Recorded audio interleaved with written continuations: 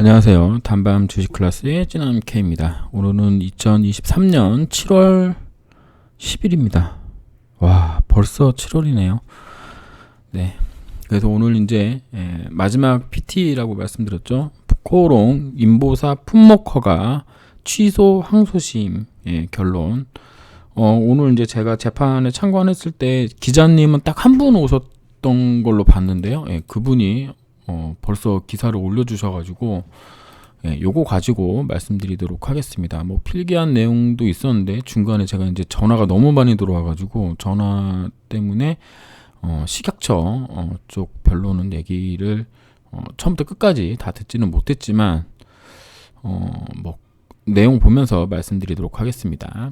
3년을 향해 가는 코오롱생명과학 식품의약처 간 인보사 품목 허가 취소 처분 취소 소송이 9월에 결론날 전망이다.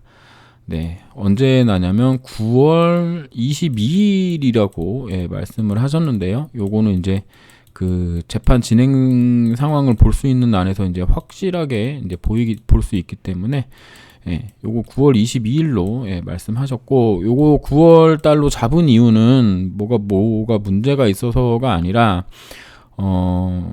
우리 쪽 여기 박재우 변호사님이 그러니까 이제 그 코생 쪽 그 변호사 측에서 보조금 관련된 그 선고가 8월에 나올 예정이니 요 선고가 나오면 요거를 부가 자료로 좀 쓸 수 있겠군이 좀 해달라라고 이제 법원 재판장님한테 말씀을 하셔서 그 부분이 인정돼서 9월 22일로 잡혔습니다. 그러니까 넉넉하게 시간 준 걸로 저는 이해를 했습니다.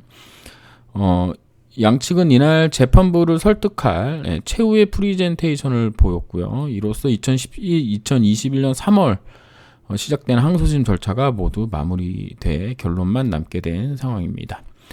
박재호 변호사님, 법무법인 화호 변호사는 식약처는 마치 이액 자체가 의약품인 것처럼 주장하나 인보사는 1액과 2액을 3대1로 혼합한 액이라며, 2액은 연골세포도 태아신장 유래세포도 아닌 방사선 조사된 형질전환세포로서 세상에 없던 종양 가능성이 원천 차단된 세포라고 주장했다. 이어 의약품에 관해 최고의 권한과 책임이 있는 피고가 법리적 논증과 과학적 근거가 아닌 오로지 의혹 제기만 일관하고 있다. 세포 바꿔치기 등 모든 의혹이 해소됐는데도 불구하고 여전히 피고는 원고를 부도덕한 기업으로 매도하고 있지만 단언컨대 인보사 관련 어떤 부정행위나 은폐, 은닉, 기망행위도 없었다 강조했다. 요거 이제 1심 내용을 이제 1심 판결 내용이죠. 판결 내용을 제가 좀 다시 이제 말씀드리면 1번 그 원료되는 의약품이 중간에 바뀌었다. 요 문제가 이제 있었는데 요거 이제 기각됐고요. 2번 이물질이 첨가됐다. 요것도 이제 기각됐고요. 3번 국민 건강에 위배된다. 안전하고 유효하다고 판결을 했고요. 4번 직권 취소 사유가 된다. 여기에만 적용돼서 1심에서 졌습니다. 그러니까 여기에 이제 적용된 이유는 뭐냐면 이제 부가적으로 코오롱 생명과학이 뭐 PCR 검사니 뭐 어떤 검사니 뭐 요런 그 검사 결과를 식약처한테 충분히 판단할 만큼 정보를 주지 않았고, 그리고 그 모든 그 뭐 CTD 뭐 이런 데에 지금 표기되어 있는 것과 실제로 허가된 내용의 약이 서로 다르기 때문에 문제가 된다. 요런 사유로 이제 직권 취소가 됐고요. 요거 관련돼서 이제 우리 측에서 이제 얘기한 거는 이제 4번 관련된 얘기인 거죠. 1심에서 그 인용한 판결문이 있습니다. 이거를 이제 직접적으로 반박을 했죠.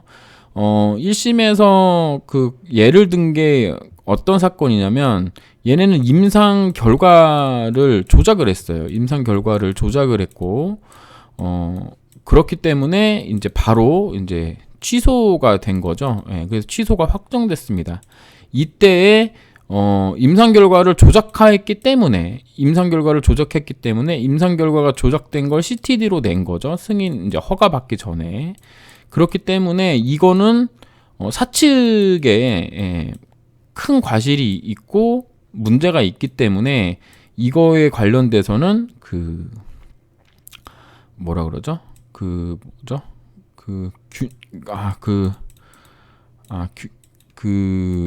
사측의, 그러니까 공공의 이익과 사측 이익을 서로 이제 비교하는 비교 형량 부분에 아예 그냥 갈 필요도 없는 거기 때문에 취소한다. 요거를 이제 1심에서 원형으로 썼는데요.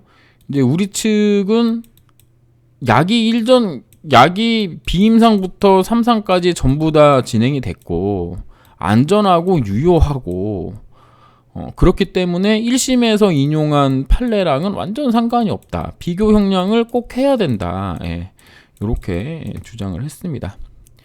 그리고 나서 이제 식약처에서 이제 코오롱은 이액의 정체에 대해 의심하고 검증했어야 함에도 그렇지 못한 고의 또는 중대한 과실이 존재한다. 제가 이 부분에서 좀 인정하기가 좀 싫은 게 뭐냐면 관련된 서류와 그 다음에 왜 연골세포로 인정을 했느냐 그러니까 연골세포라고 회사에서 그냥 막무가내로 우긴 게 아니고 이거에 관련된 실험 자료가 있어요.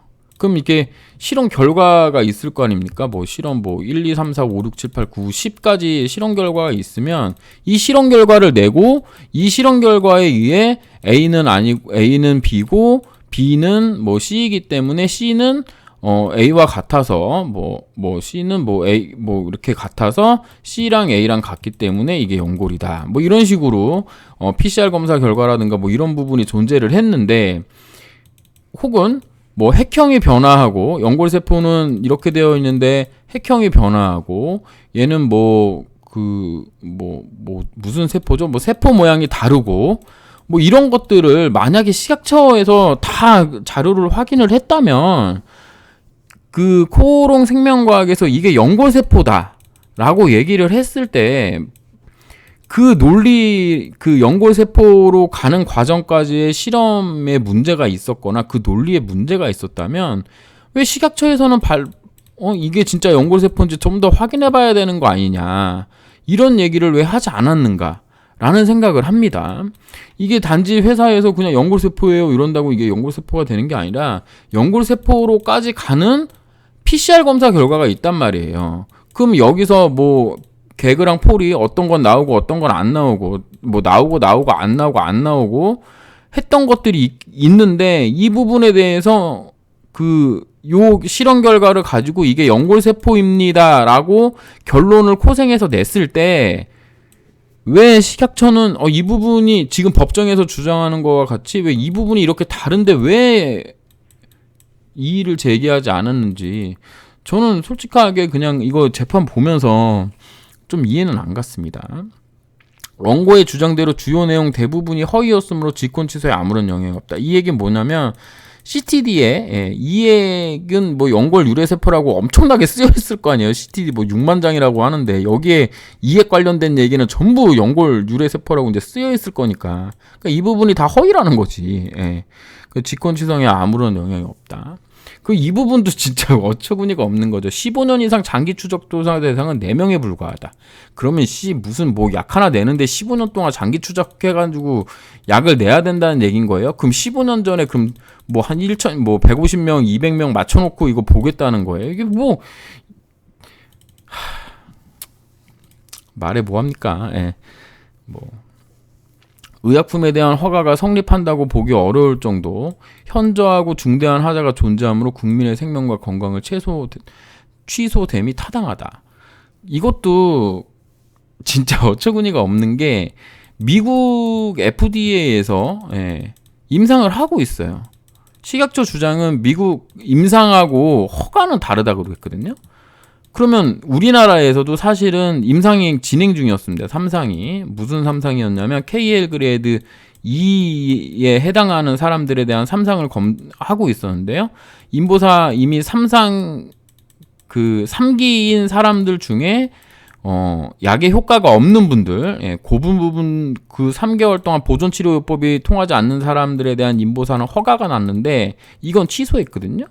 그러면 임상하고 허가랑 다르면 FDA는 임상이 진행되면 요것도 진행돼야 되는 거 아니냐라는 논리로 오늘 또 우리 변호사님이 또 잘 찝어주셔가지고 말씀을 해주셨습니다. 그리고 이게 TGF 베타 1을 내는 세포 주머니, 얘가 이제 가서 죽는 거거든요. 몸속에 안에 가서 죽는 거. 근데 그래서 실질적으로 그 CTD의 약의 기전에 관련돼서도 연골세포, 1액의 연골세포 플러스 TGF 베타 1이라고 쓰여 있지, 여기에 무슨 TGF 베타 1이 형질 전환된 방사선 조사된 연골 유래세포 이렇게 쓰여 있지 않거든요. 근데 이제 CTD라는 것 자체가 이에 관련된 얘기들을 다 써야 되는 부분이 있기 때문에 여기서 이제 문제가 많이 발생하죠. 왜냐면 처음에 연골세포로 알았기 때문에 이 연골세포를 채취했던 육지의 그 6손가락 그 아이의 여기서 채취해서 이 연골세포에 TGF 베타1을 넣었다. 이런 거는 이제 이미 서류상으로는 다 틀릴 수밖에 없는 거죠. 이미 처음 그 착오를 일으켰는데. 근데 이거를 허위의 기망이라고 얘기하는 것도 되게 웃기고, 오늘 정말 좀 이해 안 갔던 거는 이게 지금 형사에서 진행되고 있는 것들을 송부받아가지고 이제 우리 측, 그러니까 저쪽 원고 측, 피고 측이죠. 피고 측 식약처에서 열람을 했나 봐요. 거기에 나와있던 아직 결정되지 않았던 여러 정황들, 이미 결정 났지만 본인들한테 유리한 정황들을 가져다가 이제 다 이제 오늘 프리젠테이션에 썼더라고요. 그래서 물론 이제 각자 이제 맡은 바 역할이 다른 거잖아요. 박재호 변호사님이랑 이동국 변호사님이랑. 그런데 진짜 조금 답답했습니다. 그러니까는 이게 만약에 미국에서 임상이 철회됐다, 임상을 하지 마, 그랬으면은 할 말이 없는데, 미국에서 임상 되고 있는데 이게 지금 식약처는 잃을 게 없는데, 이게 만약에 그 원고인 코롱생명과학이 이긴다 하더라도 이게 식약처는 잃을 게 하나도 없거든요. 이미 그 명령이 떨어졌죠. 판매, 생산 이런 게 안 되기 때문에 이미 국내에 유통할 수 있는 방법은 없고요. 그러니까 식약처에서 다시 허가를 할 수 있느냐? 다시 허가하면 됩니다, 사실은. 근데도 이렇게 막무가내인 거 보면은 참 이게 답이 없어요. 그러니까 식약처가 무능하다라는 얘기가 실제로 무능하진 않겠죠. 저보다 이제 똑똑하신 분들이 계신 건데. 근데 어쨌든 지금 이런 상황입니다. 그래서 9월 22일 날 하기로 했고, 이제 이번 주 금요일이죠. 14일 날 김수정 박사님 마지막 PT가 있습니다. 김수정님 그 보조금 관련된 이거 마지막 PT가 있는데, 요 PT를 끝나고 나면 아마도 이게 아마 우리 측 1시간, 그 다음에 검찰 측, 요거는 형사반이니까 검찰 측 1시간 이런 식으로 될 것 같고요. 요거가 끝나면 요게 이제 선고 날짜가 나올 것 같아요. 요거를 이제 8월 정도라고 재판장님이 좀 언급한 부분이 있는데, 지금 취소권이 9월 22일이니까 아마 넉넉하게 잡아서 하실 것 같습니다. 어떻게 될지는 가봐야 아는 거고요. 그래서 결국엔 9월 22일이 이제 마지막, 이제 그 일정이 나왔고, 9월 22일이 나오고, 그 다음에, 형사건, 요거 결과가 나온다. 7월 14일 날, 마지막 재판이 있다. 그 다음에 이제 그 이우석 자본시장법 위반 관련된 부분은 이제, 아마 9월 달부터인 것 같은데, 9월부터 이제 계속 이제, 뭔가를 합니다. 아마 화상 증언 이런 거 할 것 같아요. 어쨌든 그렇게 된 상황이다. 그러면 7월 14일이 끝나면 이제 일정이 대충 나오는 겁니다. 일정이 대충 나오고, 그 다음에 이제 7월이니까 8월 중순경이죠. 예, 8월 20일경에 이제 실적 나오고, 요때 맞춰서 행정 그 보조금, 예, 보조금 선고 나오고, 그거 이후에 요거 나오고. 참고로 그 약사법, 요거 이제 약사법, 이거 뭐라 그래야 되지? 어쨌든 요거 대법원까지 간 거는 이미 이겨놓은 상황입니다. 그래서 그 이거 보조금 관련된 1심도 이겼죠. 그래서 요거 두 개의 판례를 이제 우리 판사님한테 많이 말씀드렸는데, 판사님이 과연 얼마나 보시고 이거를 판결을 내리실지, 예, 기대도 되고 걱정도 되고 합니다. 어쨌든 이렇게 해서 짧게, 예, 오늘 갔다 온 후기를 말씀드렸습니다. 감사합니다. 찌남 K였습니다.